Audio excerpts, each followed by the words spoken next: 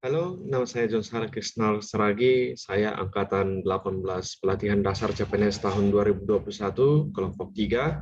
Unit kerja saya di Inspektorat Daerah Kabupaten Simalungun. Jabatan saya di Inspektorat Kabupaten Simalungun adalah sebagai pengelola data. Di sini saya akan memberikan mind map tentang anti korupsi, di mana anti korupsi ini diampu oleh Ibu Yamnur Malia SST MKes. Izinkan saya untuk menyampaikan mind map-nya. Anti korupsi.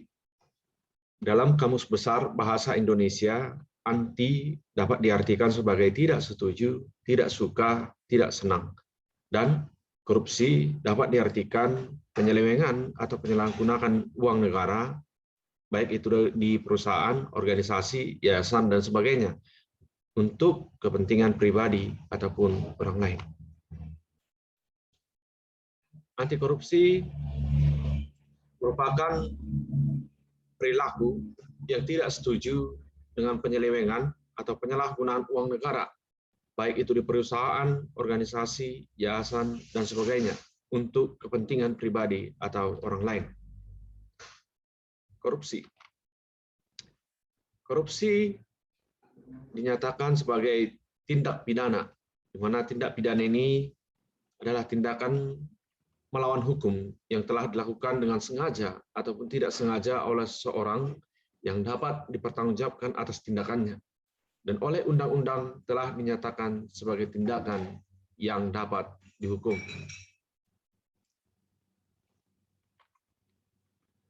Ciri-ciri korupsi. Yang pertama, dilakukan lebih dari satu orang. Yang kedua, merahasiakan motif atau adanya keuntungan yang diraih. Ketiga, berhubungan dengan kekuasaan atau kewenangan tertentu. Keempat, berlindung di balik pembenaran hukum. Kelima, melanggar kaedah kejujuran dan norma-norma hukum. Yang keenam, mengkhianati kepercayaan. Korupsi ini dapat dilakukan dengan dua cara, yakni pencurian dan penggelapan.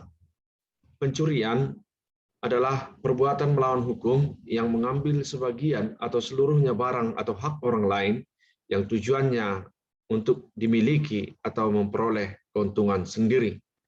Sementara penggelapan adalah pencurian barang atau hak yang dipercayakan atau berada dalam kekuasaannya atau dalam kekuasaan pelaku, atau dapat dilakukan dengan penyalahgunaan kewenangan atau kepercayaan. Penyebab korupsi. Korupsi dapat terjadi karena penegakan hukum yang tidak konsisten, penyalahgunaan kekuasaan atau kewenangan, langkahnya lingkungan yang anti korup, rendahnya pendapatan penyelenggara negara, kemiskinan atau keserakahan. Yang keenam, keuntungan korupsi lebih besar daripada kerugian jika ditangkap. Yang ketujuh, pemberian imbalan jasa. Dan yang terakhir, gagalnya pendidikan agama dan etika. Korupsi dapat dicegah dengan dua perbaikan. Yang pertama, perbaikan sistem yang diperbaiki, contohnya peraturan perundang-undangannya, reformasi birokrasinya, menegakkan etika dan profesi dan tata tertib lembaga, penerapan prinsip good governance, dan lain-lain. Untuk perbaikan manusia dapat dilakukan dengan memperbaiki moral, meningkatkan kesadaran hukum, meningkatkan kemiskinan, mengentaskan kemiskinan, memilih pemimpin yang bersih, jujur, dan anti korupsi, dan lain-lain. Kelompok tindak pidana korupsi. Ada 7 kelompok. Tindak pidana korupsi yang menyebabkan kerugian keuangan negara, korupsi yang terkait dengan suap menyuap, korupsi yang terkait dengan penggelapan dalam jabatan, korupsi yang terkait dengan perbuatan pemerasan, korupsi yang terkait dengan perbuatan curang, korupsi yang berkaitan dengan benturan kepentingan dalam pengadaan, dan korupsi yang terkait dengan gratifikasi. Tipologi dalam korupsi ada 7, yaitu white collar crime, yang kedua invisible crime, yang ketiga low visibility, yang keempat extraordinary crime, yang kelima welfare crime, yang keenam public power crime, dan ketujuh profesional fringe violator. Nilai-nilai dasar anti korupsi. Yang pertama harus jujur, 2 harus peduli, 3 harus mandiri, 4 harus disiplin, yang kelima harus bertanggung jawab, yang keenam harus bekerja keras, yang ketujuh sederhana, yang kedelapan adil, yang kedelapan adil, dan yang kesembilan harus berani.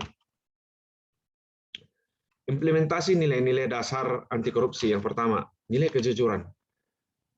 Mengerjakan laporan bulanan dengan keadaan yang sebenarnya. Yang kedua, nilai peduli. Menata dan membersihkan ruangan sebelum memulai pekerjaan. Ketiga, nilai mandiri. Berusaha untuk mengerjakan pekerjaan sendiri tanpa bantuan orang lain. Yang keempat, nilai disiplin. Hadir tepat waktu dan mampu mengerjakan tugas tepat waktu. Yang kelima, nilai tanggung jawab.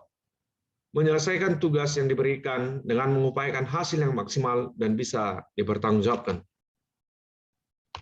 Yang keenam, nilai kerja keras. Bekerja keras dengan menyelesaikan setiap kerja dengan optimal. Yang ketujuh, nilai sederhana, tidak berlaku konsumtif terhadap banyak barang dan lebih suka menabung dan berinvestasi. Yang kedelapan, nilai berani, tidak takut mempertanggungjawabkan hasil kerja selama itu masih benar dan tidak melanggar kode etik ASN dan norma-norma yang berlaku. Dan yang terakhir, nilai adil, bekerja tanpa memberikan sikap yang berbeda-beda kepada orang. Setiap orang punya hak untuk pelayanan yang maksimal. Itulah yang bisa saya sampaikan dan jelaskan mengenai mind mapping anti korupsi. Semoga berguna untuk kita semua. Sekian dan terima kasih.